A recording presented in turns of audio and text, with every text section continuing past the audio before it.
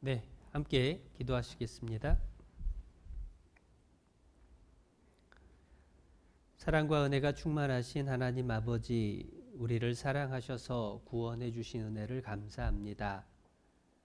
죄인으로 태어나서 죄 가운데 살다가 죽어 심판받아 지옥 갈 수밖에 없던 비참한 죄인을 사랑해 주시고 예수님을 보내주셔서 우리의 모든 죄를 십자가에 흘리신 피로 다 깨끗하게 용서해 주신 은혜를 말씀을 통해 듣고 믿고 주님 앞에 감사의 기도를 올립니다. 이제 구원받아 천국의 소망을 가진 우리가 주 앞에서 어떻게 살아야 할지 또한 말씀으로 교훈해 주시옵소서. 이 시간 각 사람에게 필요한 말씀들 가르쳐 주시고 또 주께서 가르쳐 주신 말씀이 우리의 마음에 새겨지고 삶 속에서 열매되어 나타날 수 있도록 하나님 도와주시옵소서. 지난 한 주간 성경 강연의 말씀을 전하고 많은 분들이 들었습니다. 구원해 주신 은혜에 감사드리며 아직 구원받지 못한 영혼들 한 영혼도 이루어지지 않도록 끝까지 말씀을 다시 듣고 생각하는 가운데 하나님의 베푸시는 구원의 기쁨을 함께 누릴 수 있도록 하나님 축복하시고 붙잡아 주시기를 간구드립니다. 또 이 시간 함께하고자 하는 마음 크지만 여러 사정으로 함께하지 못한 형제 자매들도 하나님 어디에 있든지 그 마음을 지켜주시고 영육간의 건강을 보살펴 주셔서 다음에 모일 때에는 또 모두가 함께 모일 수 있도록 돌봐주시옵소서. 함께 교제하는 이 시간의 모든 순서를 오직 주께 의지하오며 우리를 구원해 주시고 늘 지켜주시는 예수님의 이름으로 기도드렸습니다. 아멘. 네, 함께 골로새서 1장 말씀을 찾아보시겠습니다.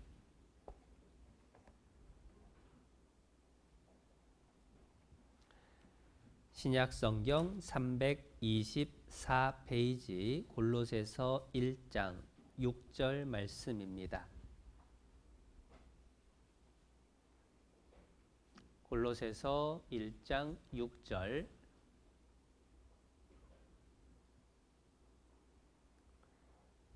화면에도 있으니까요. 참고해서 보시면 되겠습니다. 제가 읽어드리겠습니다. 이 복음이 이미 너희에게 이름에 너희가 듣고 참으로 하나님의 은혜를 깨달은 날부터 너희 중에서와 같이 또한 온 천하에서도 열매를 맺어 자라는도다.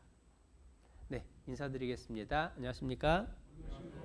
네, 반갑습니다. 네, 한 주간 함께 말씀을 배웠습니다. 오늘은 이제 성경 강연의 마지막 날인데요. 구원을 받은 사람이 알아야 될 가장 기본적인 내용들을 생각해 보고자 합니다.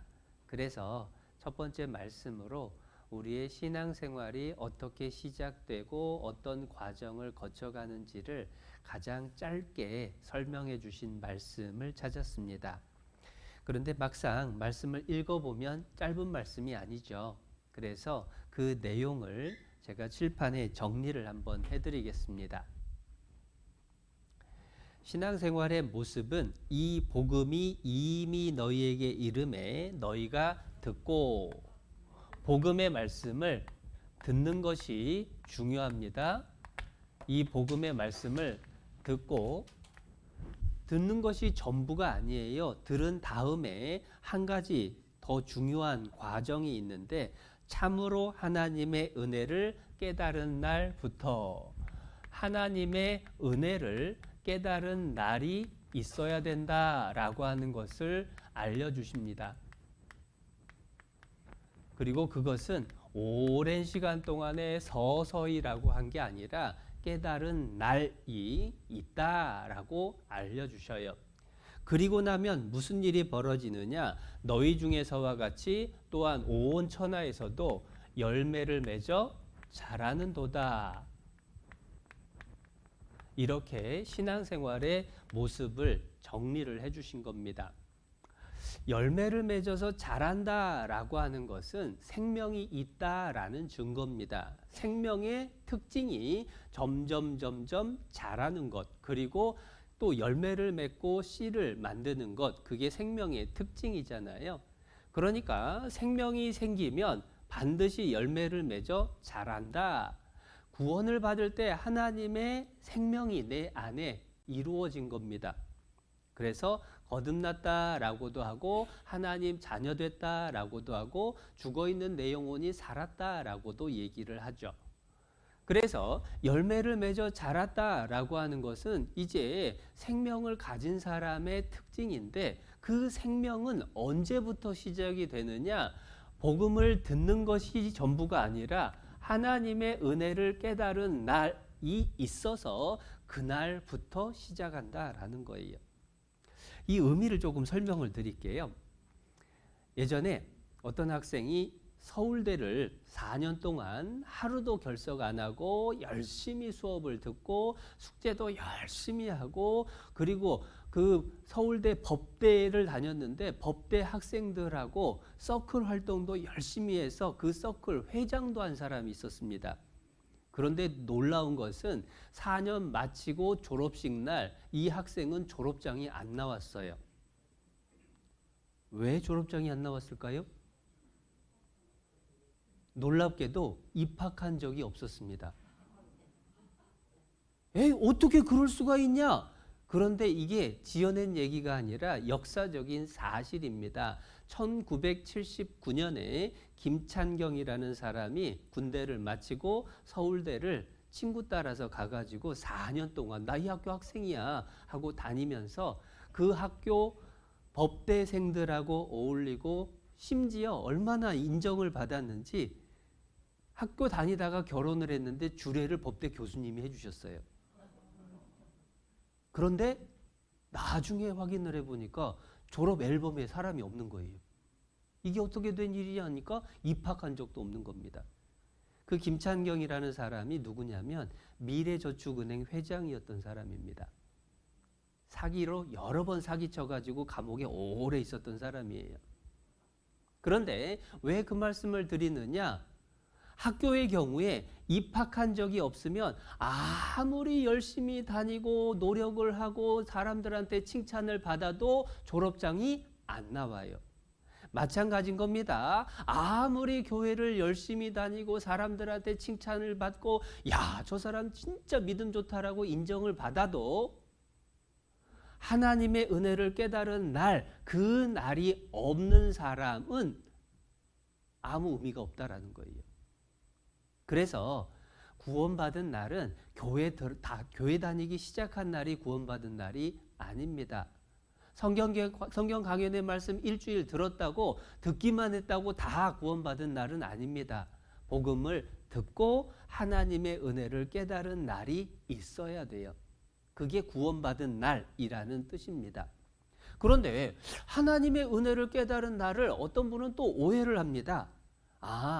눈물이 펑펑 쏟아지고 마음이 평안해진 경험, 또는 병이 있었는데 기도를 했더니 병이 낫는 경험, 또는 환상을 보고 놀라운 하나님의 은혜를, 기도의 응답을 받았다, 그것을 하나님 은혜 깨달은 날로 착각하는 분이 있습니다. 그런데 그게 아니라 구원받은 날, 하나님 은혜를 깨달은 날은 어떻게 이루어지느냐? 복음을 듣고 복음 속에 있는 하나님의 은혜를 깨달은 날, 그날이 구원받은 날인 거예요. 갈수록 어려워질 것 같아서, 그러면 도대체 복음이 뭐냐? 이제 그것부터 확실하게 정리를 해드리겠습니다. 복음이라고 하는 것을 예수님께서 이렇게 말씀을 하셨습니다. 때가 찼고 하나님 나라가 가까웠으니 회개하고 복음을 믿으라. 예수님이 전도하셨던 말씀입니다. 그런데 도대체 복음이 뭘까 알아보는 방법은 예수님 제자가 베드로가 전도할 때에 뭐라고 했는지를 들어보면 알 수 있어요. 너희가 회개하여 각각 예수 그리스도의 이름으로 세례를 받고 죄 사함을 얻으라. 비슷한 말이 또 나옵니다. 베드로가 전도할 때마다 반복했던 말, 그러므로 너희가 회개하고 돌이켜 너희 죄 없이함을 받으라. 그런데 여기 보니까 반복되는 표현이 뭐냐면 회개입니다. 죄 때문에 지옥 갈 것을 깨닫고 두려운 마음으로 하나님 잘못했습니다. 구원해 주시면 말씀대로 살겠습니다. 그게 회개라고 했죠. 구원을 받기 위해서는 먼저 회개가 필요하다라는 겁니다. 그리고 나서 복된 소식이 있는데 이 복된 소식의 내용이 뭔가 했더니 죄 사함, 죄 없이 함이 복된 소식이구나, 그걸 알게 되는 거예요. 여기 똑같은 게 계속 반복이 되잖아요. 그래서 복음이라고 하는 것은 죄 때문에 지옥 갈 사람의 그 죄를 없애주는 것, 그 죄를 용서해 주는 것, 그게 복음이구나. 사실 죄 때문에 지옥 갈 사람이 가장 바라는 것은 죄 용서받고 지옥 안 가는 거, 천국 가는 거, 그게 가장 원하는 소식이잖아요. 그러니까 복음이라고 하는 것은 하나님이 내 죄를 예수님 피로 다 씻어서 용서해 주신 사실, 그게 복음이라는 겁니다. 그래서 그 복음을 듣고 하나님이 나를 사랑해 주셔서 거저 예수님 피로 천국 가게 해주셨구나, 그것을 마음속으로 믿게 된 날, 그게 하나님의 은혜를 깨달은 날이라고 하는 거예요. 실제로 믿음의 선배들도 그 날이 있었습니다. 영국에서 가장 설교를 잘했다는 설교의 황태자 스펄전 목사님.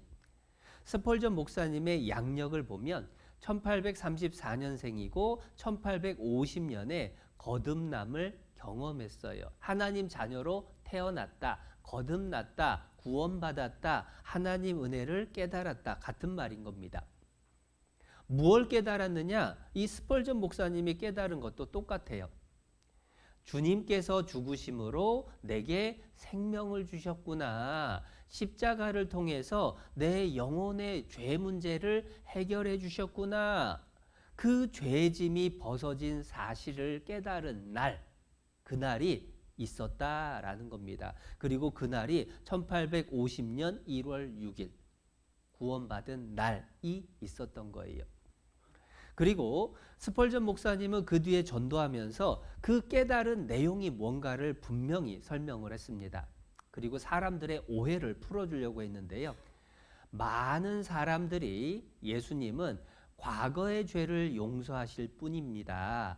미래의 구원을 위해서는 그분을 믿을 수 없다고 생각합니다. 많은 사람들의 오해가 있다는 얘기예요. 그래서 지난 죄는 예수님 피로 용서받고 앞으로 죄는 내가 기도해야 되고 죄를 안 지어야 되고 이렇게 가르치는 사람들이 많다. 그런데 결론은 뭐냐? 하지만 그분은 더 이상 속죄를, 죄를 용서받을 것을 생각할 필요도 없을 정도로 미래의 죄까지도 확실하게 처리를 다 하셨습니다. 사람들은 지난 죄는 예수님 피로 용서됐지만 앞으로는 기도해야 돼, 앞으로는 죄 지으면 큰일 나, 이렇게 가르치지만 그게 아니라는 거예요. 본인도 처음에는 그 생각 때문에 고민을 했는데 십자가의 예수님의 피가 영원히 미래의 죄까지도 확실히 처리하셨구나, 다 용서했구나, 그것을 믿는 순간에 마음에서 하나님의 은혜가 깨달아진 거예요. 그러면 그렇지, 걱정할 거 없게 완벽하게 해놓으셨지, 그것을 믿고 전했다라는 겁니다. 그런데 또 얘기를 해줘요. 어떤 자들의 가르침에 따르면 신자들은 부분적으로만 구원받고 나머지는 자기들 노력에 달려있다라고 하는 사람들이 있는데 그것은 잘못된 거라는 거예요. 나는 그렇게 믿지 않는 겁니다. 그럼 뭘 믿는 거냐? 예수님이 영원한 구원을 해주셨다, 그걸 믿는 것, 그게 참으로 하나님의 은혜를 깨달았다라는 내용인 거예요. 그래서 목사님들이 다 갖고 보고 있었던 그랜드 종합교리라는 책에서도 설명을 해줍니다. 구원받은 사람이 과거에 지은 죄만 용서받았나요? 라고 질문을 했습니다. 거기에 대해서 대답, 아닙니다. 만약에 과거 죄만 용서받았다면 미래에 지을 수밖에 없는 죄들은 해결 안 되고 그러면 전부 죄인으로 지옥 갈 수밖에 없죠.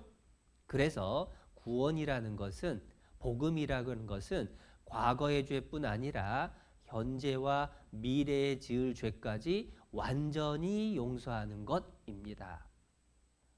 복음이라는 것은 과거, 현재, 미래의 죄를 영원히 모두 다 완전히 용서하는 것, 그게 복음의 핵심이고 그 복음을 듣고 그러면 그렇지 걱정할 거 없게 다 해놓으셨지. 아이고 하나님 감사합니다. 나 같은 사람도 천국 가게 해주셨군요. 그날 그 경험을 한 날을 참으로 하나님 은혜를 깨달은 날이라고 부르는 거예요.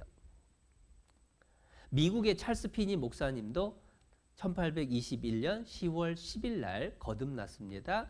감리교를 시작했던 요한 웨슬레 목사님의 간증은 더 놀랍죠. 1720년에 신학대학, 옥스포드 신학대학을 입학했습니다. 목사 안수를 받고 아메리카 선교사가 됐습니다. 그런데 그 뒤 3년 뒤에 거듭났어요. 신학대 갔을 때도 구원 못 받았어요. 목사가 됐을 때도 구원 못 받았어요. 선교사로 나갔을 때도 구원 못 받았어요. 어제도 배웠죠? 사람의 뜻으로 나지 아니하고 오직 하나님의 뜻으로. 사람으로는 할 수 없으나 하나님으로서는 다 할 수 있느니라. 목사가 되고 신학대를 다니고 선교사가 된다고 그게 천국 가는 게 아니라는 겁니다. 눈물을 흘리고 기적을 체험한다고 그게 천국 가는 게 아닙니다. 참으로 하나님의 은혜를 깨달은 날이 있다.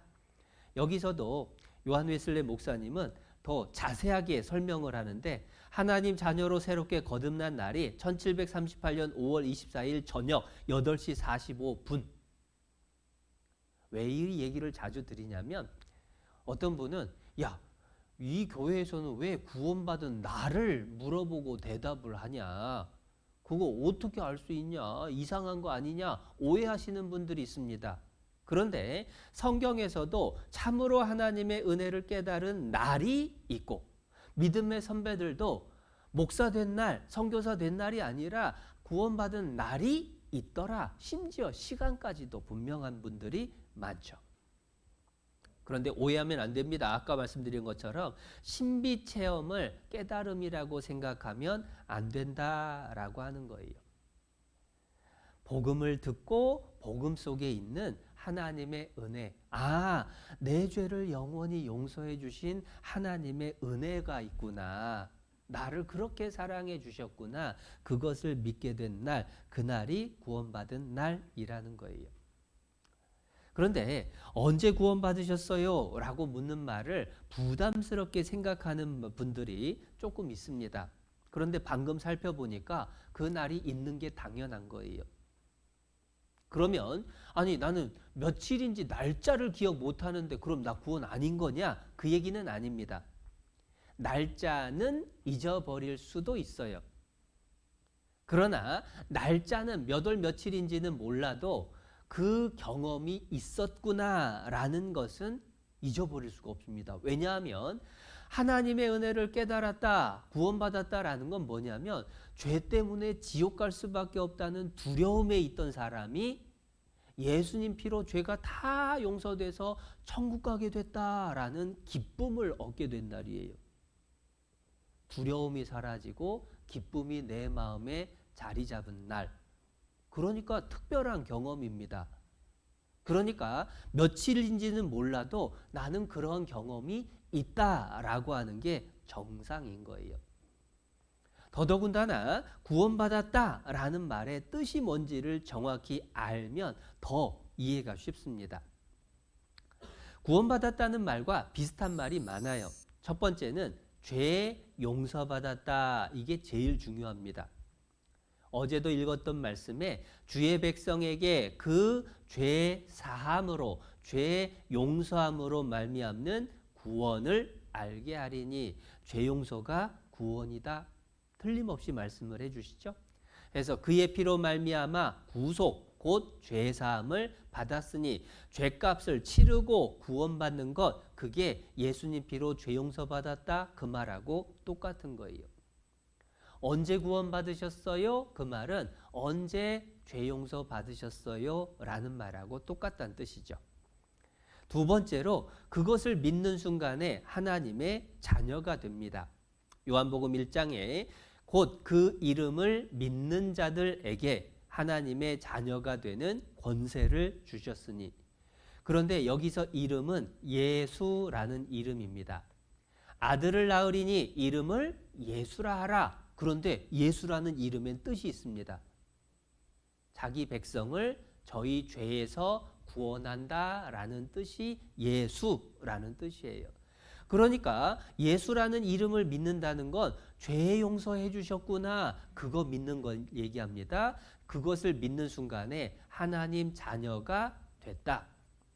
한 번 부모님의 자녀로 태어났고 이제 복음을 듣고 하나님 자녀로 다시 태어났고 두 번째 태어났으니까 거듭났다라고 이야기를 하는 겁니다. 그런데 거듭나는 건 신비체험이 아닙니다. 너희가 거듭난 것이 하나님의 살아있고 항상 있는 무엇으로요? 말씀. 그 중에 복음 말씀을 통해서 거듭났다. 죄 용서받았다라는 거예요. 그리고 그렇게 거듭난 사람은 이제 천국에서 영원히 살게 되는 겁니다. 그래서 구원받았다는 말, 죄 용서받았다는 말, 하나님 자녀 됐다, 거듭났다, 천국 간다, 영생 얻었다, 다 똑같은 말. 아침 식사 하셨어요? 안 드셨나 보네. 어제 저녁 잡수셨어요? 네. 어제 저녁 식사 하셨어요? 밥 먹었어요? 다 똑같은 말이죠. 밥 먹었어요? 진지 잡수었어요? 식사하셨어요? 아침 잡수었어요? 똑같은 말인 것처럼 구원받았어요? 죄 용서 받았어요? 천국 갈 수 있어요? 하나님 자녀 됐어요? 다 똑같은 말인 거예요. 그러니까 언제 구원받으셨어요? 라고 묻는 말은 언제 지옥 갈 죄가 용서됐다라는 사실이 마음에 믿어졌느냐, 그걸 묻는 것을 뜻합니다. 그러면 훨씬 이해가 쉽죠. 그런데 이렇게 설명을 드리면 어떤 분은 또 이런 얘기를 하더라고요. 아니, 엊그제만 해도 다 지옥 간다고 죄인들이 얼마나 하나님 앞에 미운 그 심판받아서 무서운 벌 받는지 모른다고 그러다가 아니 하루 만에 천국 간다고 하더니 확실하다고 얘기하니까 얼떨떨하다라고 얘기를 하시는 분도 있어요. 심지어 어떤 분은 아니 너무 쉬워가지고 진짠가? 고민이 되는 분도 있다랍니다. 그런데 두 가지를 생각해 봐야 돼요. 여러분, 구원이 얼만큼 어려우면 믿을 수 있을까요? 너무 쉬워서 못 믿겠다라고 하는 분은 그러면 얼만큼 어려워야 이거 진짜 구원이다라고 실감할까요? 재산을 몽땅 갖다 바치면 구원받는다라고 하면 실감 날까요? 한 100일 동안 금식해가지고 그냥 배가 꼴쫄쫄 굶어가면서 기도하면은 천국 구원받는다라고 하면 실감 날까요? 그럴 수는 없는 겁니다. 더더군다나 내가 받은 것이 쉽지 나를 구원하시기 위해서 예수님이 하신 일도 쉬웠을까요? 나 한 사람 구원하려고 예수님이 채찍에 맞고 못이 박히고 머리에 가시가 찔리고 창에 찔리고 온몸이 피투성이가 돼서 매달려서 숨도 잘 쉬어지지 않는 가운데에서 우리를 위해서 기도하신 겁니다. 내가 듣고 믿는 게 쉽지 구원을 이루신 하나님이, 예수님이 얼마나 힘들게 어렵게 구원을 이루셨는지 그걸 생각해야 돼요. 자꾸만 내 생각 붙들 게 아니라 하나님은 어떤가 그걸 생각을 해봐야 되는 겁니다. 어떤 분은 또 이렇게 얘기를 하더라고요. 아니 지옥 간다고 했다가 천국 간다고 했다가 이랬다가 저랬다가 아이 그러니까 못 믿겠다고. 그런데 이랬다가 저랬다가가 아니라 사실은 이것도 이루고 저것도 이룬 거예요. 무슨 얘기냐? 죄에 대해서는 하나님은 철저히 심판해야 됩니다. 그게 공의롭고 정의로운 거예요. 그러나 어떠한 죄든지 다 용서해서 천국 갈 수 있게 해줘야 됩니다. 그게 진짜 사랑이에요. 하나님은 공의와 사랑을 다 이루어야 되기 때문에 죄에 대해서는 지옥 간다라고 심판을 내리고 그리고 지옥 갈 사람도 사랑하기 때문에 대신 죽어서 천국 가게 해주신 겁니다. 이랬다 저랬다가 아니라 이것도 저것도 다 이룬 거예요. 그리스의 도시 국가 중에 자리우쿠스라는 왕이 다스리던 나라가 있었습니다. 작은 나라인데 이 나라의 백성들이 간음죄를 많이 짓고 문란했어요. 그러니까 나라가 어수선합니다. 그래서 이 자리우쿠스 왕이 법을 내렸어요. 누구든지 간음죄를 짓는 사람은 두 눈을 뽑아버리겠다. 이제 사람들이 겁이 나가지고 죄를 짓는 사람들이 없어졌습니다. 그러던 어느 날 갑자기 궁궐이 소란해졌습니다. 무슨 일이냐 하고 왕이 물었더니 간음죄 짓다가 붙잡힌 사람이 있대요. 당장 끌어오거라 하면서 재판정 자리에 왕이 앉았습니다. 그런데 죄인이 끌려오는데 막 소리를 지르면서 이렇게 말합니다. 아버지, 나 좀 살려줘요. 잘못했어요. 자세히 봤더니 자기 외아들입니다. 신하들이 수군대기 시작합니다. 설마 왕이 자기 하나밖에 없는 아들 눈을 빼겠냐? 옆에선 또 반대로 소군대입니다. 야, 왕이라도 법은 지켜야지. 수군대는 소리를 왕이 다 들었어요. 그리고 판결을 내렸습니다. 왕자의 눈을 뽑아라. 옆에 있던 군인이 왕자의 눈을 푹 찔렀습니다. 한 눈을 뽑았어요. 나머지 눈을 하나 뽑으려고 하는데 왕이 갑자기 멈추라고 합니다. 잠깐만. 간음죄를 지은 사람이 잡히면 두 눈을 뽑아버린다고 했는데 왕자의 눈 하나 뺐으니까 이제 나머지 눈 하나는 내 눈을 뽑아라. 누가 임금님 눈을 뽑을까요? 아무도 움직이지 못할 때에 왕이 단검을 꺼내서 지금 사진에 보이는 동상 모습처럼 자기 눈을 찔렀어요. 이제 두 눈을 뽑았으니 왕자를 풀어주거라. 왕자의 눈을 하나 뽑은 것은 공의입니다. 법을 지켜야 되거든요. 자기 눈을 하나 뽑은 것은 사랑입니다. 자기 아들을 두 눈을 뽑을 수는 없거든요. 그래서 왕은 공의와 사랑을 이룬 거예요. 하나님은 더 확실한 방법을 찾으신 겁니다.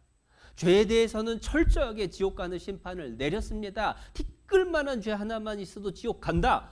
그런데 사람을 사랑하시는 하나님께서 예수님의 몸으로 이 세상에 오셔서 자신의 몸의 피를 다 쏟아서 용서를 해주신 거예요.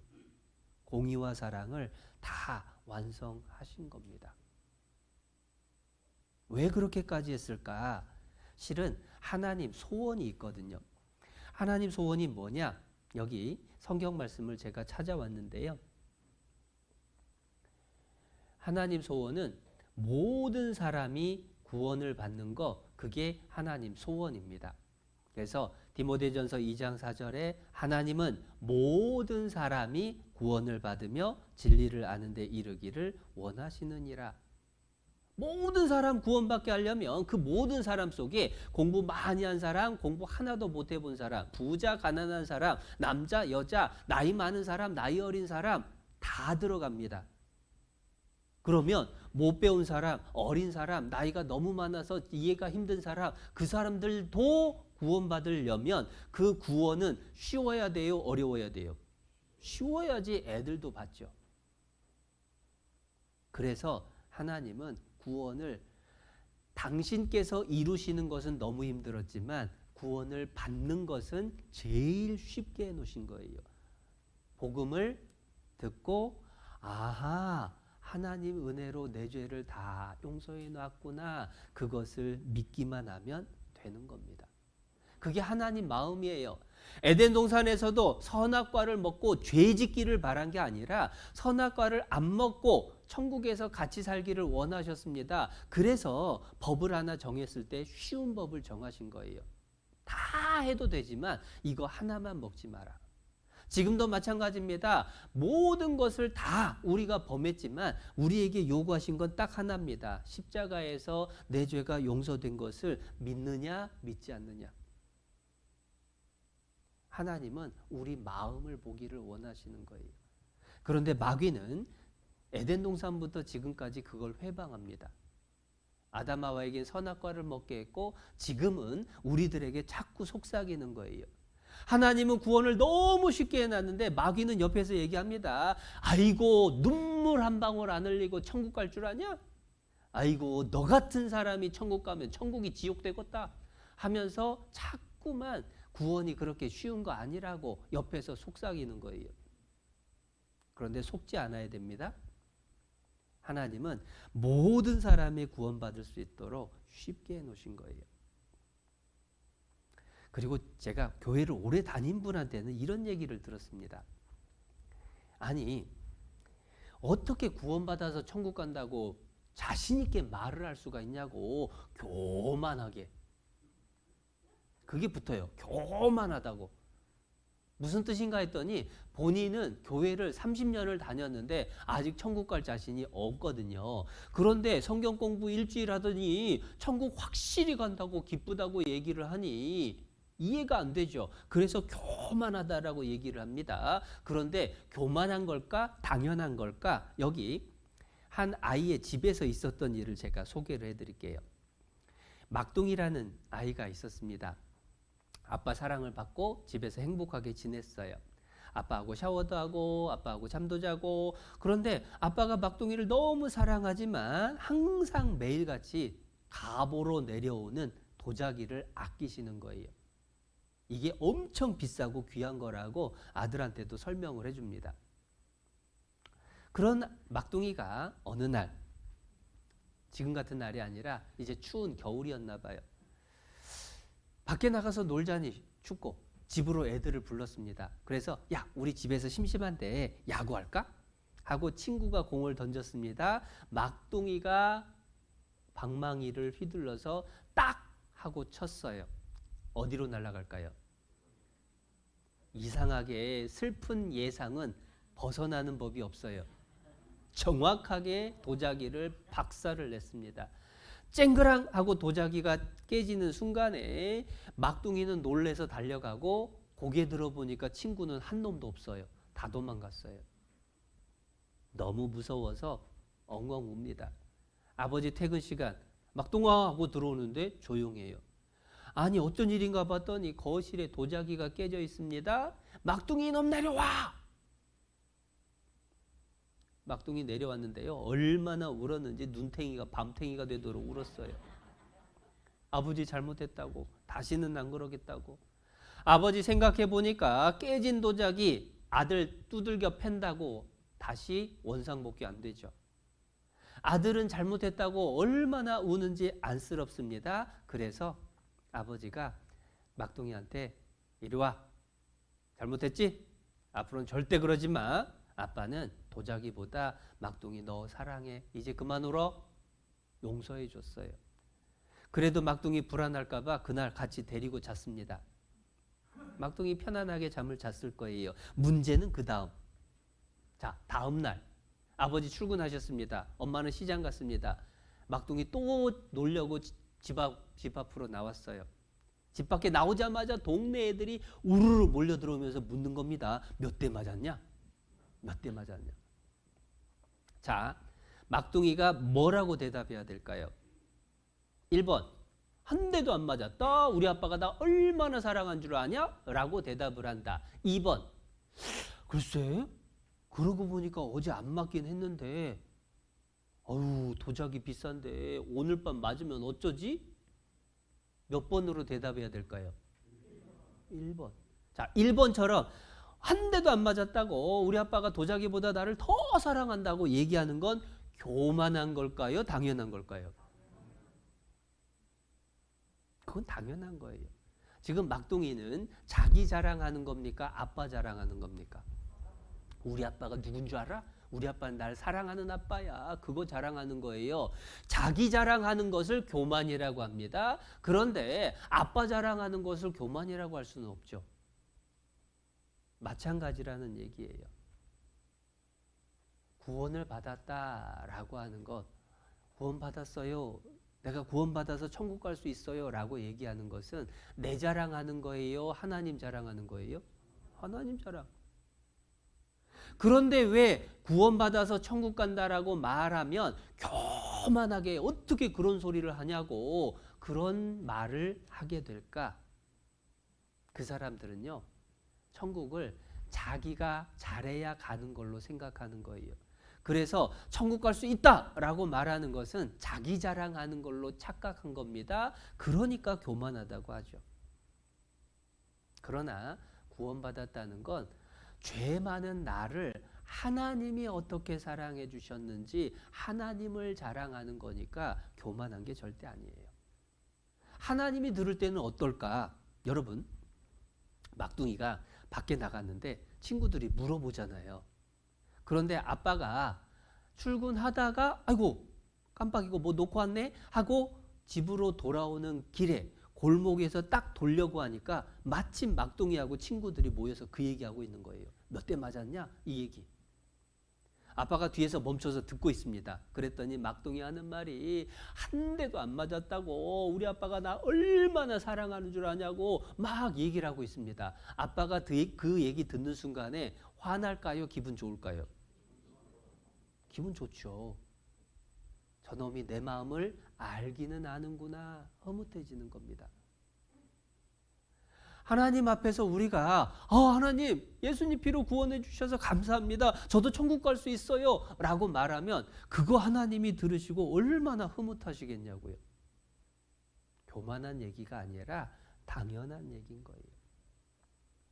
그래서 구원받은 날, 그 날이 있어야 된다. 하나님의 은혜를 깨달은 날, 그날이 구원받은 날, 그날부터 신앙생활이 시작되는 거고 그것을 얘기할 수 있어야 돼요. 그런데 죄 용서를 받는 것이 구원인데 가끔 착각하시는 분이 있어요. 구원이 아닌데 구원받은 것으로 착각하는 분이 또 거꾸로 있을 수도 있습니다. 뭔 얘기냐면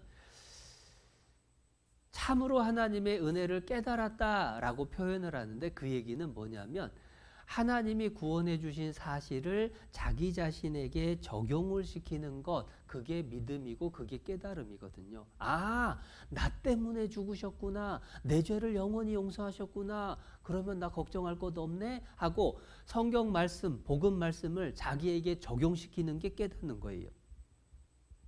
그런데 가끔은 남 얘기로 듣는 분이 있습니다. 그래서 전도집회 성경 강연회 끝나고 옆에서 물어봐요. 아, 구원 받으셨어요? 라고 물어보는데 이렇게 대답하는 분이 있습니다. 아, 다 용서해 놨다며. 다 천국 갈 수 있게 해 놨다며. 라고 하는 분이 있어요. 그거 지금 본인이 용서받았다는 얘기입니까? 남들 용서됐다는 얘기입니까? 본인은 쏙 빠진 거예요. 본인이 구원받은 사람은 제 죄도 용서됐어요 라고 얘기를 할 겁니다. 어린이들하고 성경 공부할 때 재밌는 일이 있었어요.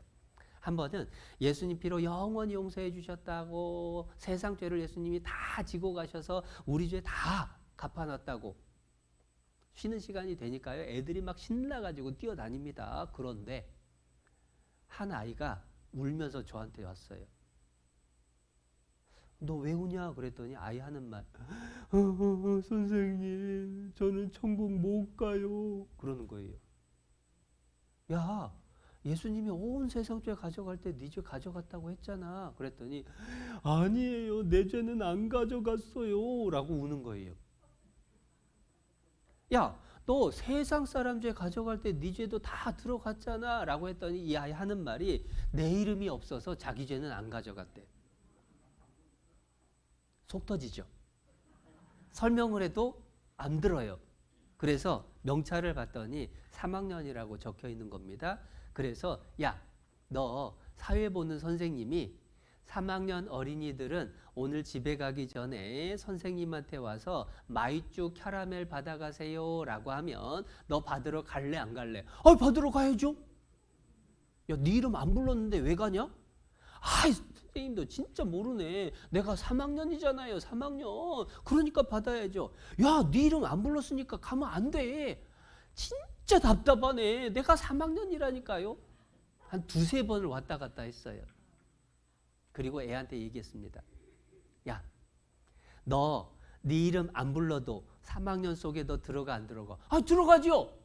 그러면 네 이름 안 불러도 세상 사람 속에 너 들어가 안 들어가?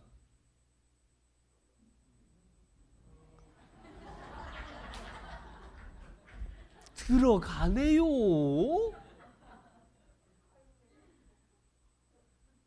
그 아이 언제 구원받은 걸까요? 그 순간, 그 순간. 아, 나 때문이구나. 내 죄가 용서됐구나. 나 천국 가게 해주신 거구나. 그게 참으로 하나님의 은혜를 깨달은 날이라는 거예요. 머리로 아는 것하고 달라요. 온 세상 죄 다 가져갔다는 거 알아요. 근데 자기 죄만 빠졌다니까요. 구원은 내 얘기로 받아들일 때에 내 마음속에 이루어지는 거예요. 구원은 복음을 듣고 그 속에 담겨있는 하나님의 은혜를 깨달음으로 내 마음 안에서 이루어지는 겁니다. 근데 이렇게 교회 안에 있다 보면은 아, 진짜 내가 구원 받았나? 이게 구원 맞나? 이렇게 헷갈려 하시는 분들을 종종 만나거든요.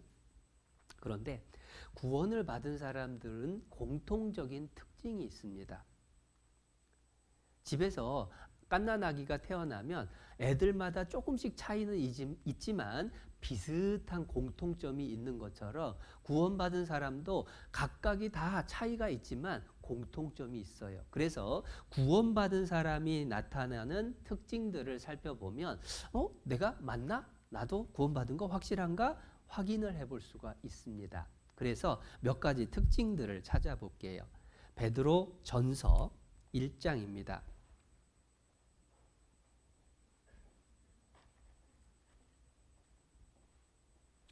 베드로전서 1장 8절입니다.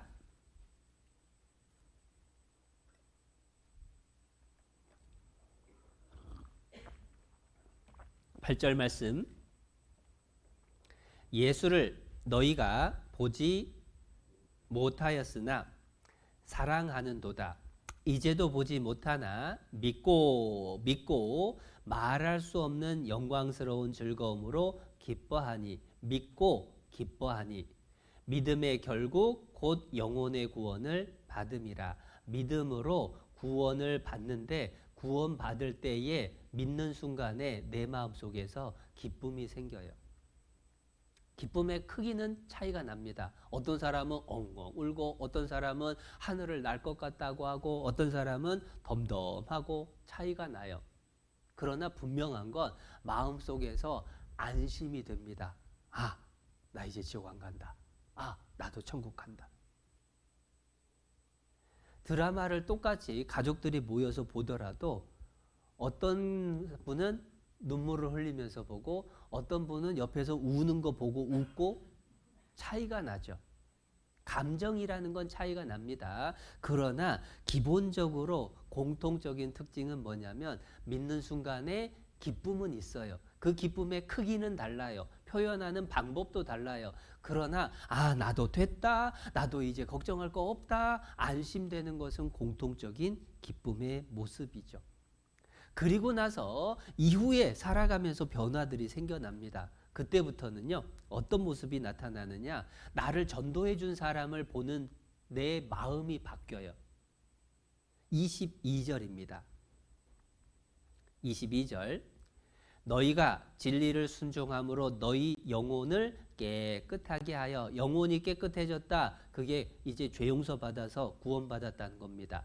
너희 영혼을 깨끗하게 하여 거짓이 없이 형제를 사랑하기에 이르렀으니 마음으로 뜨겁게 피차 사랑하라. 형제의 사랑이 생겨납니다. 무슨 얘기냐? 성경 강연에 내가 끌려올 때는 아유, 나를 왜 이렇게 괴롭히나 몰라. 왼수가 따로 없다고 맨날 말씀 듣자라고 나를 그렇게 닥달을 하니 얼마나 힘든지. 그 듣자고 한 사람이 미운 거예요. 그런데 끌려와 가지고 말씀을 듣다가 아이고 진짜 하나님 계시네. 아이고 큰일 날 뻔했네. 아 예수님 비로 천국 가게 됐으니 얼마나 감사하냐. 그리고 나면 인도해 준 사람이 미워요 고마워요?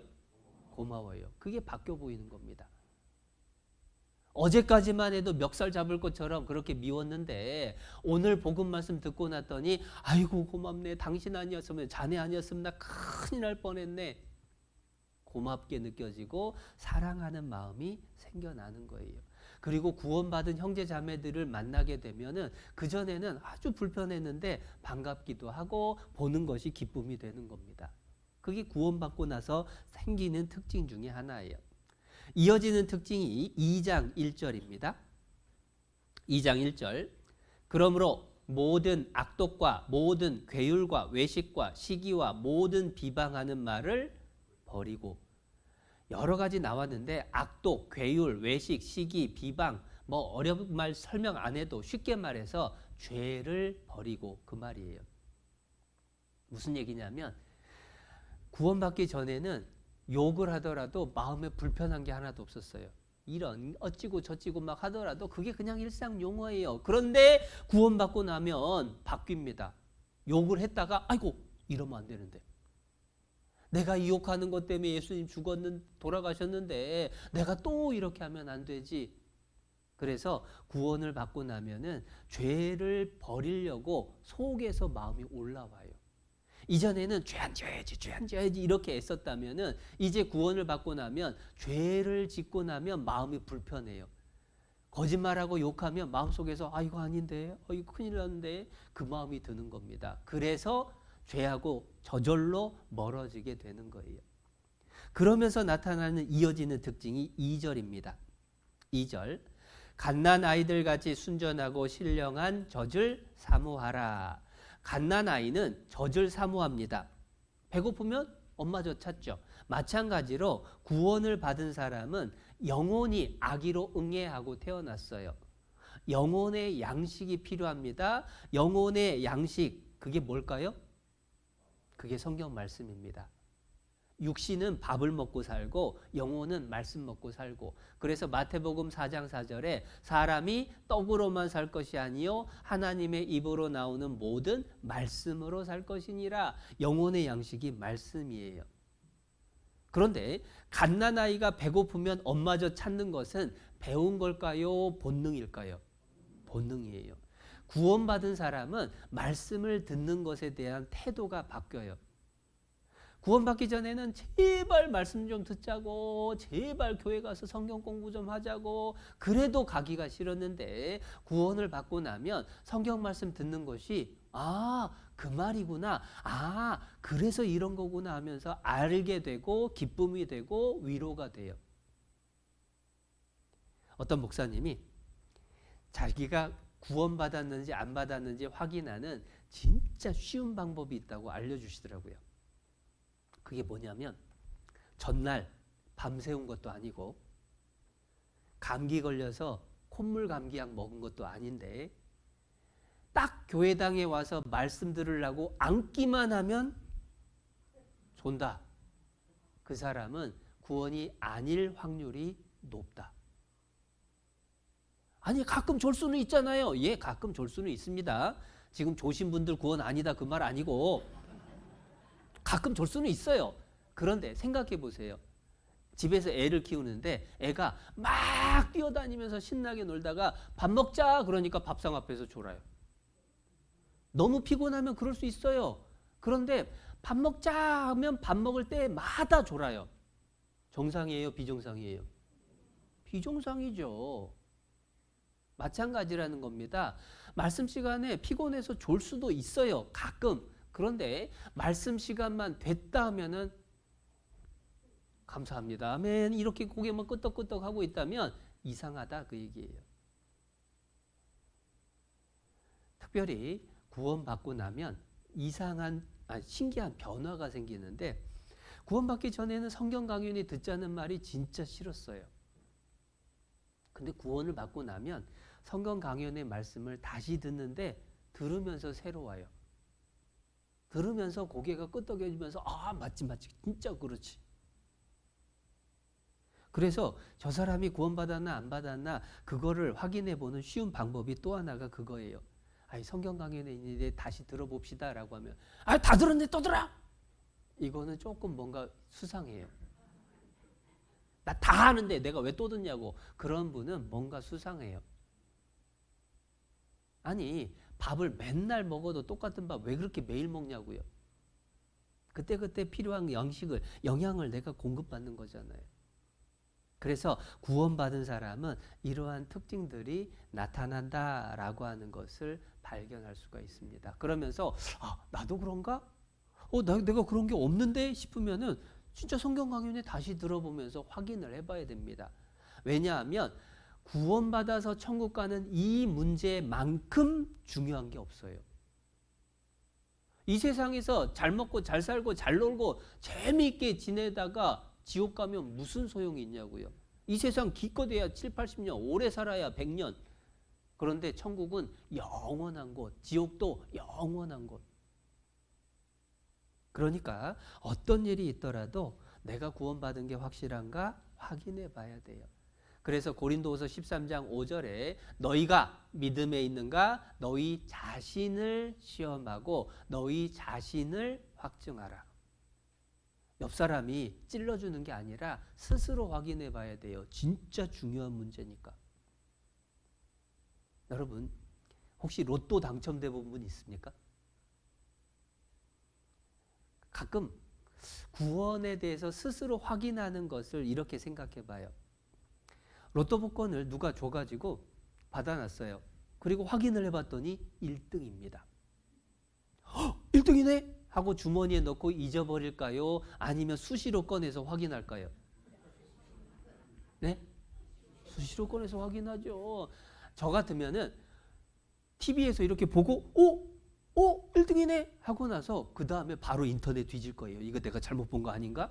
해가지고 인터넷 다시 보고 숫자 확인하고 다음날 신문 보고 또 다시 확인하고 언제까지 확인할까요? 돈이 내 통장 들어올 때까지. 여러분, 로또 복권에 비할 게 아니에요. 영원한 천국은 길바닥을 금으로 깔았어요. 문짝이 진주입니다.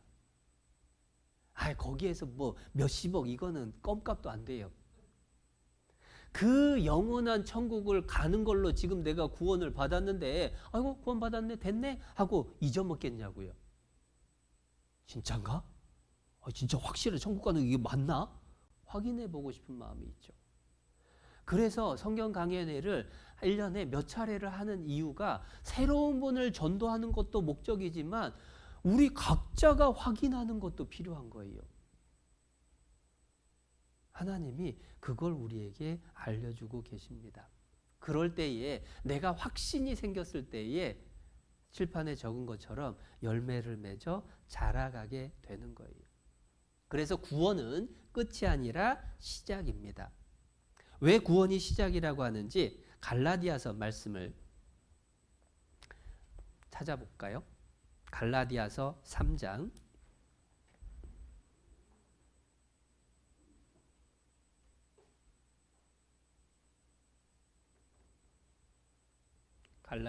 3장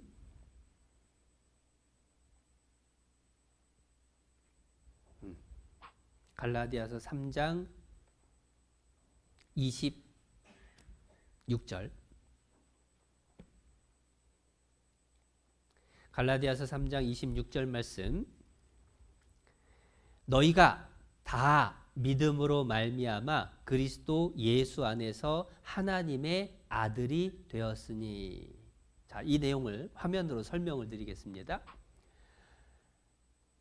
원래 나는 죄인으로 태어나서 죄를 짓고 살았기 때문에 하나님의 심판을 받아야 됐어요. 그런데 예수님이 십자가의 죽으심으로 그 죄를 도말했습니다. 그것을 믿는 순간에 너희가 다 믿음으로 말미암아 그리스도 예수 안에서 뭐가 됐다고요? 하나님 아들이 됐다. 그래서 하나님은 아버지가 되고 나는 하나님 아들이 됐다라는 겁니다. 아들로 태어나는 것은 태어나는 아기가 고생해서 난 거예요? 낳아준 엄마가 고생해서 난 거예요?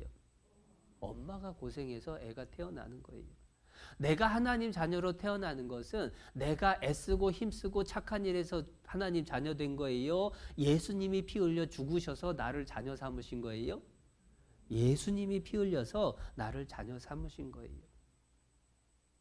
그래서 부모의 자식으로 태어나는 것처럼 하나님 자녀로 태어나게 됐다. 그래서 하나님 아들 됐다. 부모 자식으로 한번 태어나고 하나님 자녀로 다시 태어났으니까 두 번째 태어났다. 거듭났다라고 얘기를 하는 겁니다. 그런데 어제 말씀을 듣고 나도 이제 구원받았다라고 하는 건 그런 분이 계시다면 어제 하나님 자녀로 응애하고 태어난 거예요. 모습으로 상상해 보면 이런 모습. 아기로 응애하고 태어난 겁니다. 자, 아기로 응애하고 태어났습니다. 그러면 끝난 거예요? 이제 시작이에요? 시작이에요. 구원받았다는 건 하나님 자녀로 태어난 겁니다. 아기로 태어났으니까 끝이 아니라 시작이에요. 이제 내가 하나님 자녀로서 어떻게 살아갈 거냐라고 하는 것을 우리가 배워야 되고 내 자신이 노력을 해야 되는 겁니다. 그 과정을 구원의 3단계라고 설명을 해요. 이제 조금 헷갈리는 말이 나오기 시작했습니다. 아니, 어제까지만 해도 구원받으면 천국 간다고 영원히 천국 가게 됐다고 하더니 또 구원의 3단계는 뭐냐? 그래서 정리를 한번 해드릴게요. 베드로전서 1장 8절 신약성경 377페이지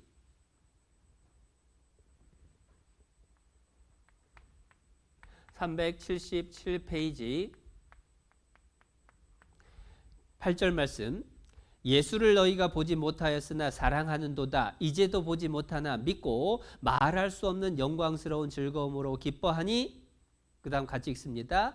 믿음의 결국 곧 영혼의 구원을 받음이라. 제가 칠판에 적었습니다. 영혼의 구원을 받았다. 그런데 영혼의 구원은 무엇으로 받는다라고 되어 있습니까? 믿음의 결국, 믿음으로 구원받았다. 너희가 믿음으로 말미암아 하나님의 자녀가 되었으니, 아까 갈라디아서 3장 26절 말씀이죠. 자녀로 출생했다라는 겁니다. 그런데 자녀로 태어나는 건 한 번 태어나요? 여러 번 태어나요? 엄마 뱃속에서 태어나는 건 한 번이에요? 여러 번이에요? 한 번입니다. 그래서 영혼의 구원은 한 번입니다.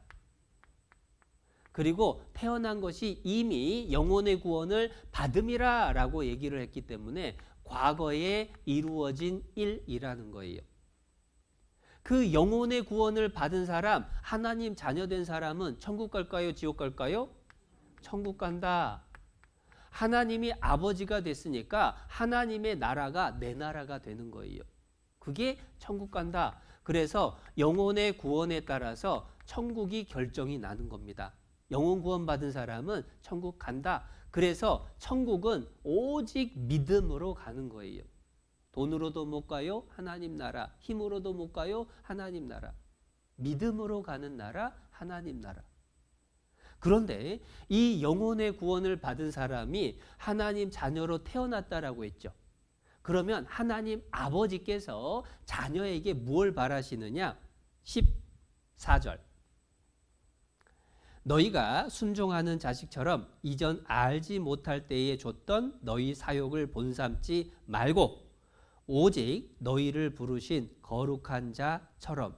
너희를 부르신 거룩한 자 누굽니까? 하나님. 하나님처럼 너희도 모든 행실에 거룩한 자가 되라. 행실이 거룩해져야 된다 해서 신성할 성자를 써서 성화되어야 된다. 그게 하나님이 구원받은 하나님 자녀에게 바라시는 거예요. 거룩해진 사람으로 삶의 모습이 바뀌어야 된다라는 건데 그게 구원의 두 번째 단계입니다. 빌립보서 2장도 보겠습니다.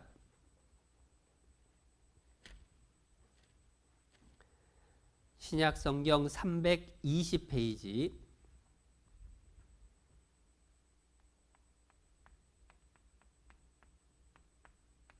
빌립보서 2장 12절. 2장 12절. 그러므로 나의 사랑하는 자들아 너희가 나 있을 때뿐 아니라 더욱 지금 나 없을 때에도 함께 읽겠습니다. 항상 복종하여 두렵고 떨림으로 너희 구원을 이루라. 두렵고 떨림을 경외라고 이야기를 할 수 있습니다. 하나님을 존경하고 두려워하는 마음. 하나님을 존경하고 두려워하면서 복종하는 삶을 살아가는 것, 그게 구원을 이루어가는 과정이다라는 거예요. 그 복종하는 삶의 모습, 그 생활하는 모습이 이제 하나님 자녀답게 아버지 닮아가야죠. 그 성품이 하나님 아버지처럼 거룩해져 가야 된다. 그래서 성화라고 하고 생활구원, 성품구원이라고 불러요.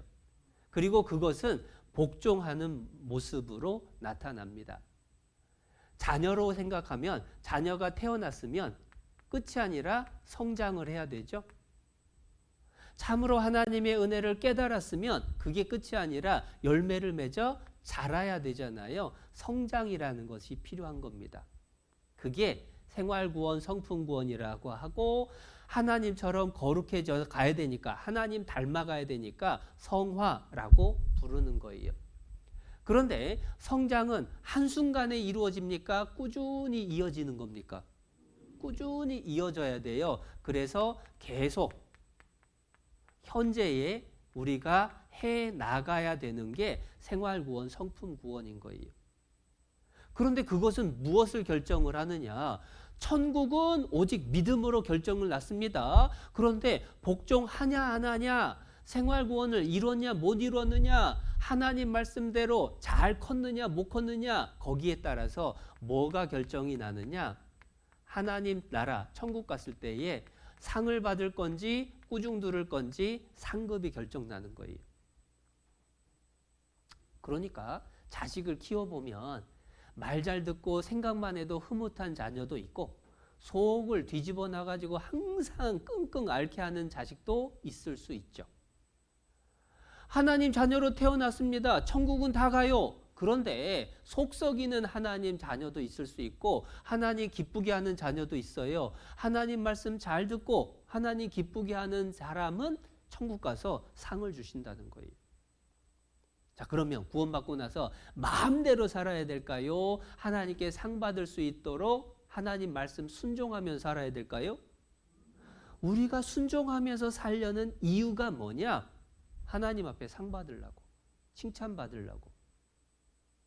그게 하나님께 효도하는 거니까 우리가 성화의 과정을 이루어 가는 겁니다. 그리고 그 과정을 쭉 이루어 가다 보면 어떤 일이 벌어지느냐? 빌립보서 3장 21절.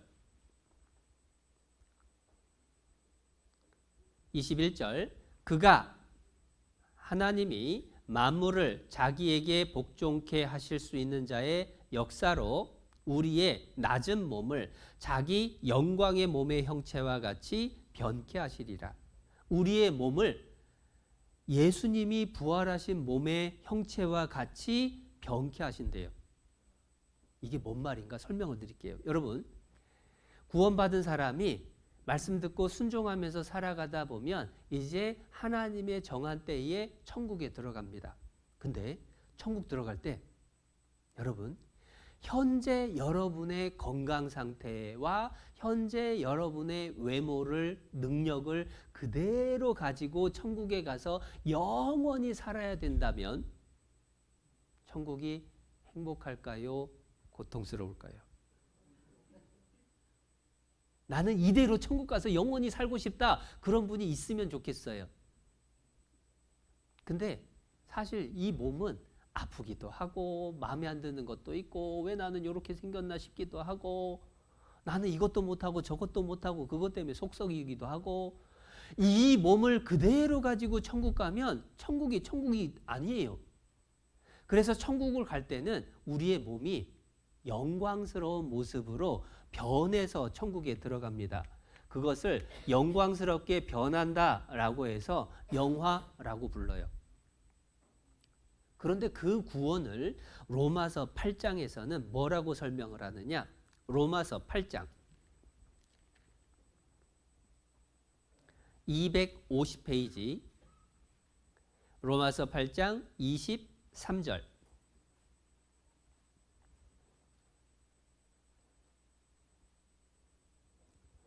로마서 8장 23절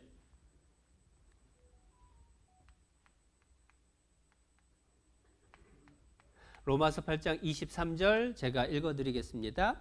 이뿐 아니라 또한 우리 곧 성령의 처음 익은 열매를 받은 우리까지도 속으로 탄식하여 양자될 것. 같이 읽겠습니다. 곧 우리 몸의 구속을 기다리느니라. 구속, 여기서 속이라는 건 대가를 치르고 구원했다라는 뜻입니다. 구원을 기다린다는 말하고 똑같아요. 몸의 구원을 어떻게 하라고요? 기다리라고. 우리 몸이 이 몸이 아니라 신령한 몸으로, 아름답고 영광스러운 몸으로 바뀌어요. 그러니까 여러분 28 청춘 때 이쁜 수준이 아니라 정말로 상상을 초월하는 아름답고 건강하고 능력 많고 절대 늙지도 죽지도 않는 몸으로 변해서 천국 가는 거예요. 그걸 어떻게 할 수 있느냐? 아까 빌립보서 3장 21절에 보니까 우리의 낮은 몸을 자기 영광의 몸의 형체와 같이 병케 하시리라. 지금 현재 우리 몸도요, 신묘막측합니다. 진짜 신기한 몸이잖아요. 그런데 이것은 저 밑바닥밖에 안 된다는 거예요. 천국 갈 때는 이 몸하고는 비교도 안 되는 몸으로 변화돼서 간다. 근데 그거는 내 능력으로 안 돼요. 그것은 오직 하나님의 능력으로 나를 변화시켜 주시는 겁니다. 그러니까 내가 할 것은 다른 게 없어요. 기다리면 돼요. 천국 갈 날을 기다리면 돼요. 아유, 내년엔 천국 갈라나? 주님이 언제 오실라나? 그거 기다리는 겁니다. 기다림에는 뭐가 필요하냐? 인내가 필요하죠. 그래서 신앙생활은 인내도 필요해요. 그것은 아이의 출생하고 비교하면 뭘 설명을 해주냐면 집에서 아이가 태어났습니다. 그리고 잘 자라가지고 어른이 되면 부모가 아이한테 뭘 주죠? 죽음 이후에 물려주기도 하고 죽기 전에도 너는 이것 좀 해봐라. 너는 이것 갖다가 네가 사업하고 먹고 살아라 하고 상속을 해주는 겁니다.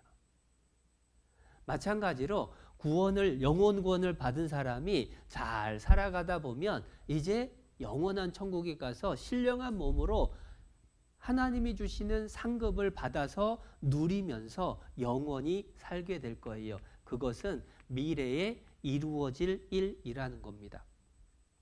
그래서 여기 보면은 구원이 3번 나오죠. 영혼의 구원, 생활구원, 성품구원, 그리고 몸의 구원.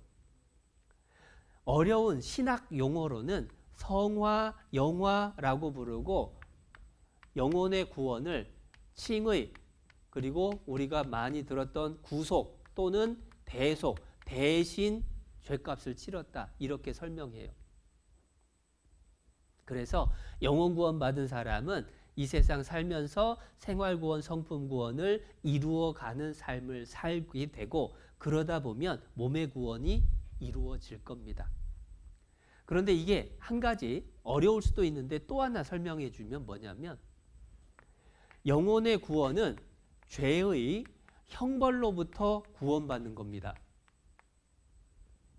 죄를 지으면 지옥 가서 영원히 벌 받아야 돼요. 그런데 영혼 구원 받았다. 그 얘기는 이 벌을 안 받는다라는 뜻이에요.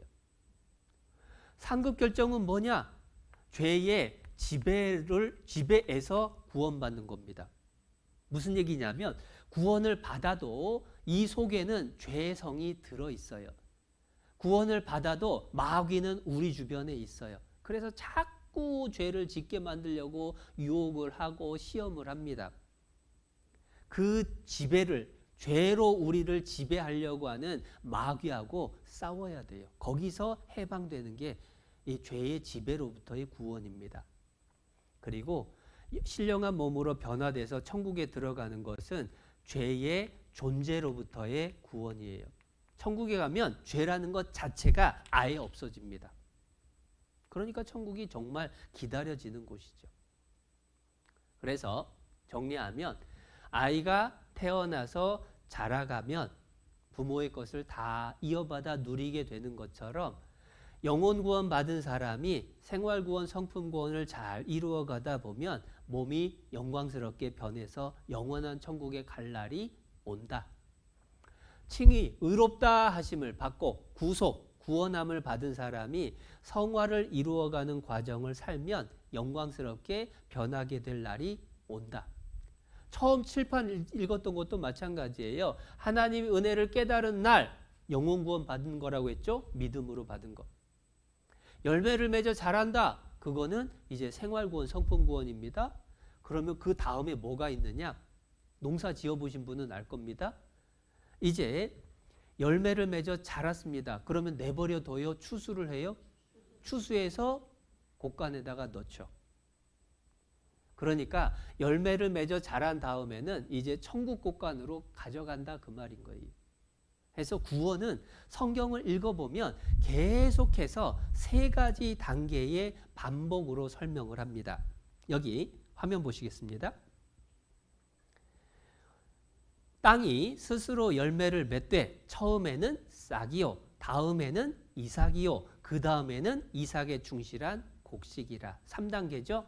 싹, 이삭, 그 다음에 곡식. 곡식은 창고에 넣는 겁니다. 디도서에서도 설명을 해줍니다. 모든 사람에게 구원을 주시는 하나님의 은혜, 이게 영혼 구원이에요. 영혼 구원은 하나님 은혜로 받죠. 그리고 우리를 양육하시되, 양육이라는 것은 잘 자랄 수 있도록 키우는 거잖아요. 이게 생활구원, 성품구원입니다.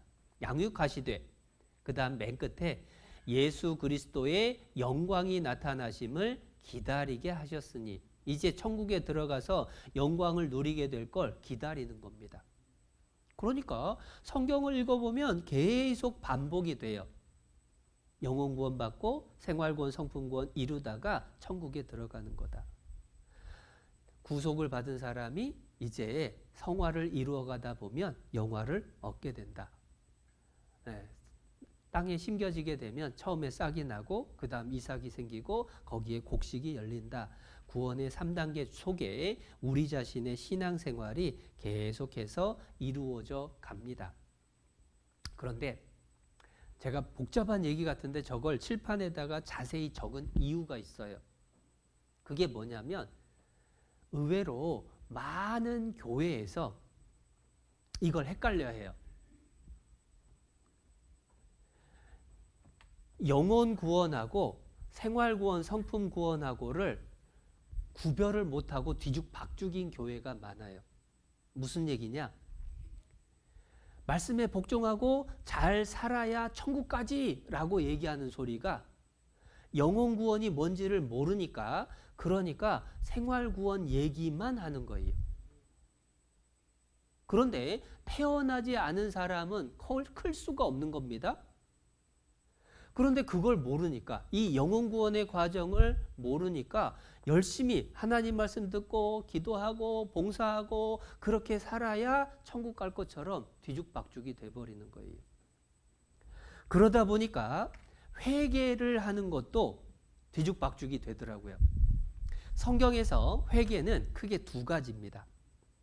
여기 화면에 제가 말씀을 찾아왔는데요. 또 그의 이름으로 죄 사함을 얻게 하는 회개가 예루살렘으로부터 시작하여 모든 족속에게 전파될 것이다. 그리고 사도행전에서도 생명 얻는 회개를 주셨도다. 자, 여기서 회개는 어떤 회개냐? 영혼 구원을 받기 위한 회개입니다. 왜냐? 죄 사함을 얻게 하는 회개. 하나님 앞에 죄 때문에 지옥 갔는데 그 죄 사함 받는 게 구원이죠. 구원받는 것을 위한 회개. 생명 얻는 회개. 하나님 자녀로 거듭나는 게 새 생명으로 태어나는 거잖아요. 생명 얻는다. 그게 구원받는 거예요. 구원받는 회개가 있다라는 겁니다. 그런데 성경을 읽어보면 요한일서에 또 다른 말씀이 있어요. 만일 우리가 우리 죄를 자백하면, 여기 자백을 다른 번역에서는 회개라고 합니다. 그러니까 우리라고 요한일서에 나온 건 구원받은 사람인데, 구원받은 사람도 살다가 죄를 지을 수도 있어요. 실수로. 몸이 연약해서. 그래서 구원받고 나서도 나도 모르게 욕심부리고 욕을 하고 미워하고 그럴 수 있는 겁니다. 그럴 때에 아이고 하나님 내가 잘못했습니다. 다시 안 그러려고 노력하겠습니다. 그게 자백이에요. 그런데 구원을 받기 위한 회개는 평생에 몇 번 할까요? 딱 한 번입니다. 그러면 밑에 나와 있는 구원받은 이후에 잘못한 것에 대한 회개는 평생 몇 번 할까요? 수시로 계속 죄 지을 때마다. 그래서 성경 기록된 헬라어, 그리스어로 보면은 앞에 있는 회개는 메타노에오라고 설명이 돼 있어요. 한 번 하는 회개입니다. 뒤에 나오는 자백은 호몰로게오라고 번역되어 있는데 반복적인 회개인 거예요. 그런데 너무 많은 교회에서 이걸 뒤죽박죽으로 섞어놔가지고 회개하는 것도 없이 천국 갈 줄 아냐고, 눈물 한 방울을 안 흘리고 천국 갈 줄 아냐고, 그래서 아침 저녁으로 와서 기도하면서 눈물로 울고 기도하는 거예요. 새벽 기도할 때마다 엉엉 우는데, 그래서 교회 들어오면 집값 떨어진다고 하잖아요. 왜 그렇게 하느냐? 아니 구원 얻는 회개하고 구원 이후에 잘못했을 때 하는 회개하고 구별을 해야 되는데 그걸 뒤죽박죽으로 해버린 거예요. 그래서 저 화면에 칠판에 적어놓은 저 내용을 우리가 조금 복잡하지만 정리를 해놓고 기억을 해두면 이제 다른 사람들하고 얘기할 때에 이 사람이 뭘 모르고 있구나, 이 사람이 뭘 헷갈리고 있구나 라는 것을 구별할 수가 있게 되는 겁니다. 그래서 구원의 3단계가 있는데, 자, 구원의 3단계는 이제 영혼의 구원은 충분히 설명드렸어요. 몸의 구원은 기다리면 되는 거예요. 그러면 남아있는 건 뭐죠? 생활구원, 성품구원, 또 성화의 과정입니다. 그건 아기가 커가는 과정이라고 그랬죠.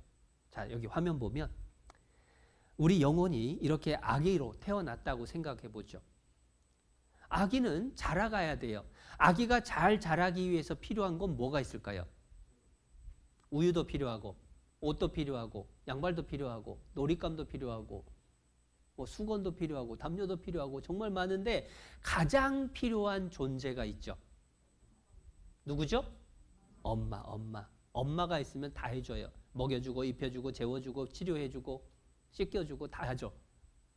마찬가지입니다. 구원을 받은 우리가 이제 자라가야 되는데 우리 영혼이 하나님 자녀답게 잘 자라갈 수 있도록 도와주는 존재가 필요합니다. 그게 누굴까? 우리 영혼의 엄마 역할을 하는 게 누굴까요?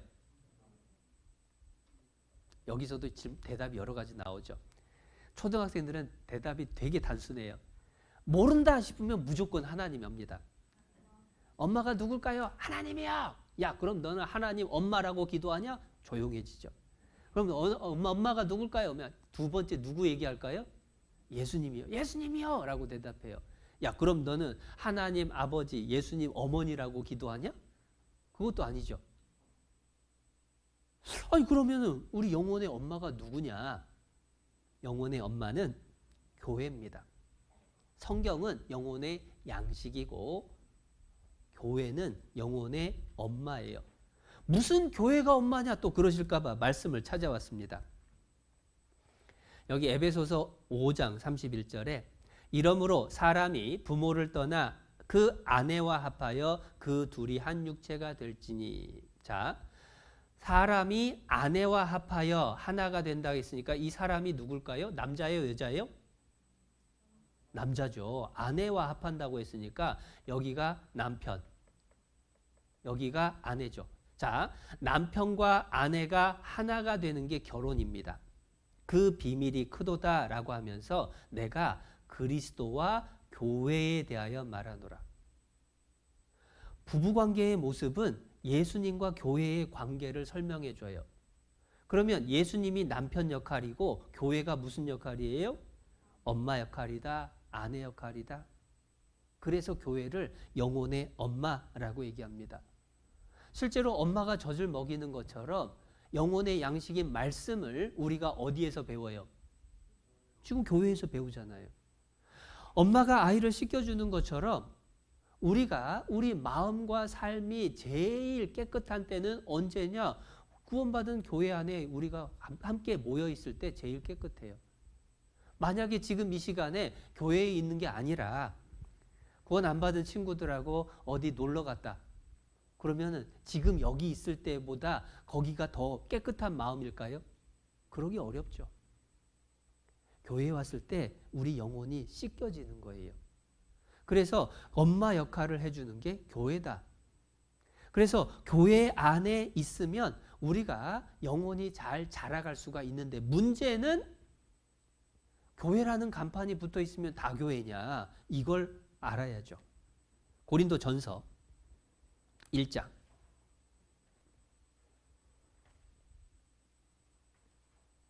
고린도전서 1장 2절입니다. 1장 2절 고린도에 있는 하나님의 교회 곧이라는 것은 뒤에 있는 설명이 교회를 설명한다라는 뜻입니다. 교회는 뭐냐? 그리스도 예수 안에서 거룩하여지고 성도라 부르심을 입은 자들. 교회는 건물이 아니라 사람들입니다. 이 건물은 교회당. 그럼 교회는 뭐냐? 그 건물에 모여있는 사람들인데 어떤 사람이냐? 예수 안에서 거룩해진 사람. 거룩해졌다. 죄 없이 깨끗해졌다. 그게 구원이에요. 예수님의 피로 구원받은 사람들, 그 사람들이 모인 곳이 교회입니다. 또 두 번째 설명합니다. 각처에서 우리의 주, 곧 저희와 우리의 주 되신 예수 그리스도의 이름을 부르는 모든 자들. 예수님의 이름에는 뜻이 있다고 했죠? 무슨 뜻이었죠? 죄에서 구원한다. 죄에서 구원한다. 예수님의 이름을 부른다는 건 뭐냐면 죄에서 구원해 주신 것을 믿는 사람. 바꿔 말하면 또 구원받은 사람이에요. 그러니까 고린도전서 2장에서 교회가 뭐다 설명해 주셨는데 분명한 건 구원받은 사람이 함께 모여 있으면 그게 교회예요. 집안에서 구원받은 사람 두세 사람이 모여 있으면 그게 집안에 있는 교회. 이 교회당에 모여 있으면은 이 교회당에 모여 있는 후포 교회 이렇게 부르는 거예요. 그래서 교회의 정의는 첫 번째 구원받은 사람들이 모인 모임입니다. 그런데 세상에 많은 교회당이 있어요. 그 교회당에 모이는 모든 사람이 다 구원받은 사람일까요? 아닌 사람들도 많을까요?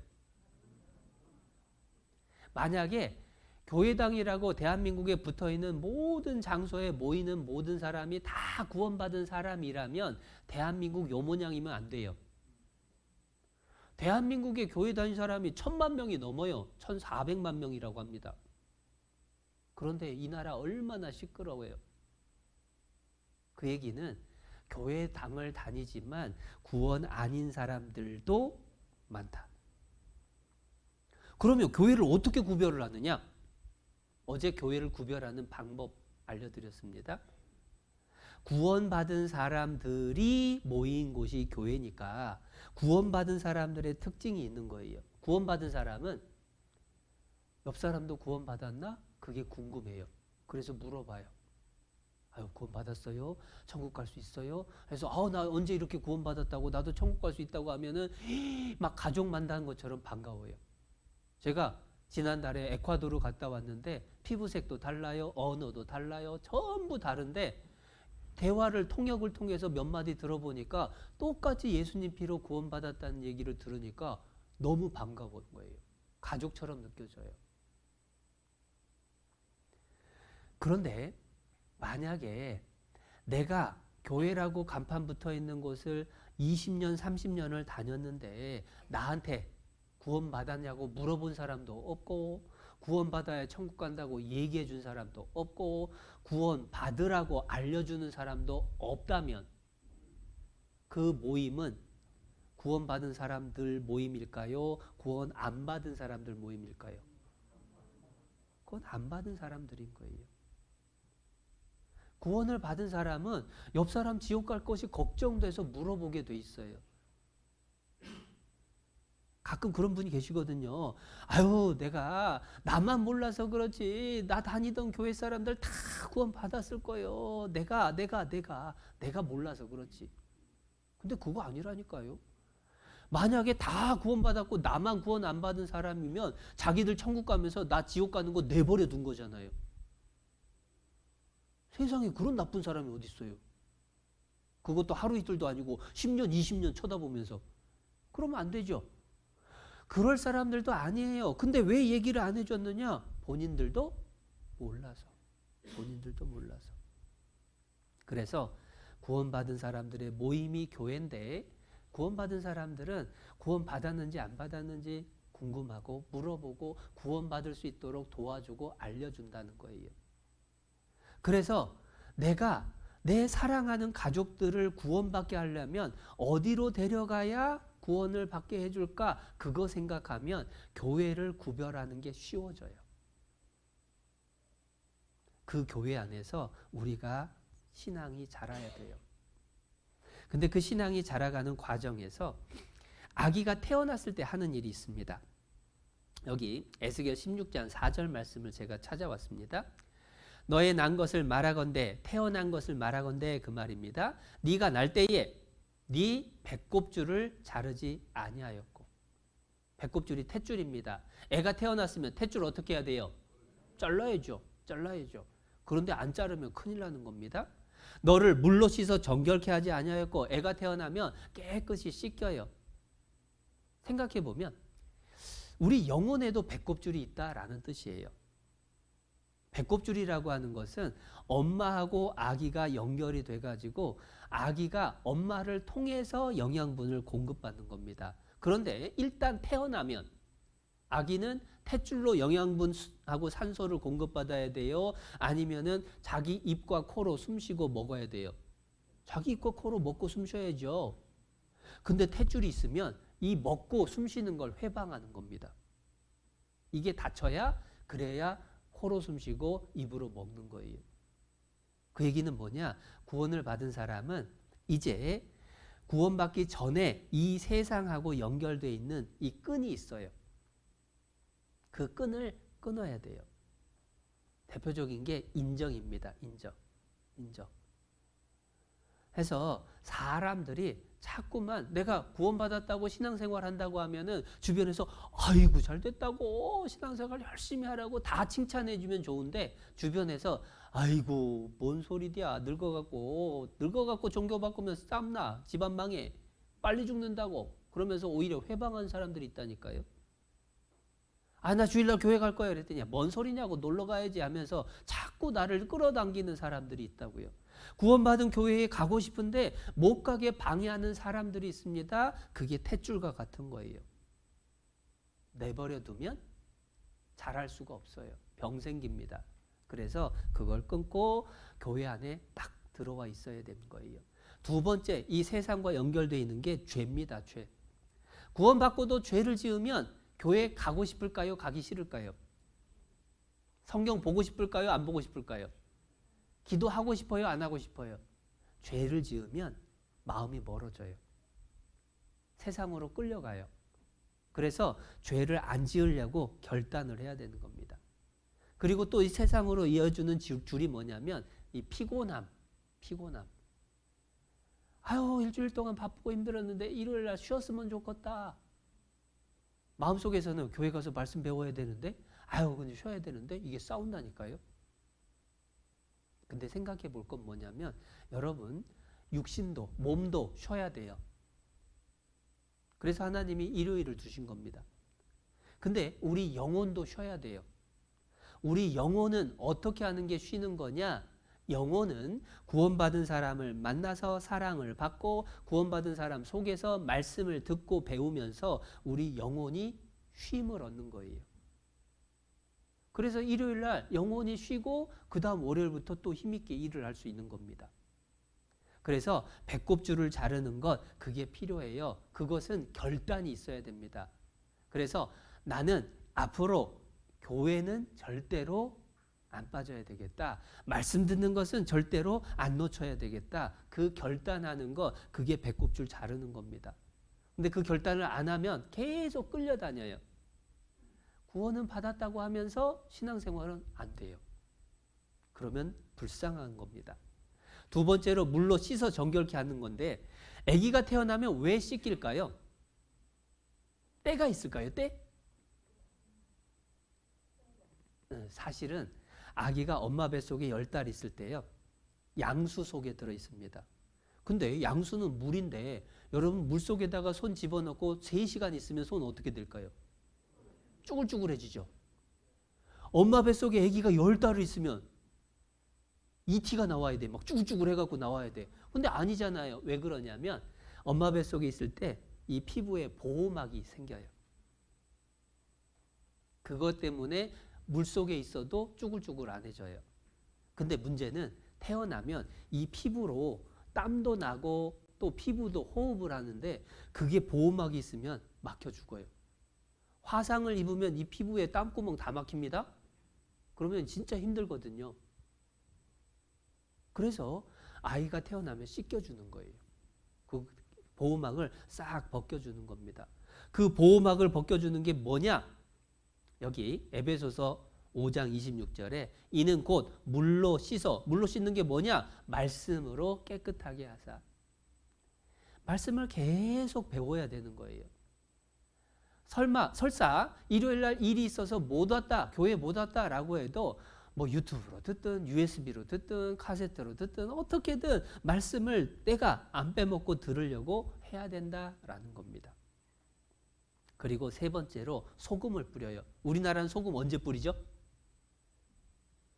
고시래 하면서 이제 부정 탄다고 그 소금 뿌리는데 이스라엘은 소금 뿌리는 이유가 뭐냐? 이스라엘은 소금 뿌리는 게 우리 집에 아기 태어났습니다 라고 하는 표시를 문 앞에다 해두는 거예요. 우리도 하면 금줄. 아들 태어나면 고추 걸어놓고 딸 태어나면 수출 걸어놓고 금줄 걸려있으면 아무나 들락날락 해요 안 해요? 안 해요. 우리 아기 태어났으니까 당분간 출입 삼가해 주세요. 우리끼리 지낼 거예요 라는 뜻입니다. 구원을 막 받고 나면 먼저 구원받은 사람들을 형제 자매라고 불러요. 한 분 아버지 하나님을 모시고 살기 때문에 다 한 가족입니다. 우리 구원받은 가족끼리 함께 지내는 것 그리고 그 호칭도 형제 자매라고 불러요. 그래서 예수님이 첫 번째 아들입니다. 그리고 예수님으로 많은 형제 중에 맏아들이 되게 하셨다. 그래서 구원받은 사람은 서로를 형제님, 자매님이라고 부르는 겁니다.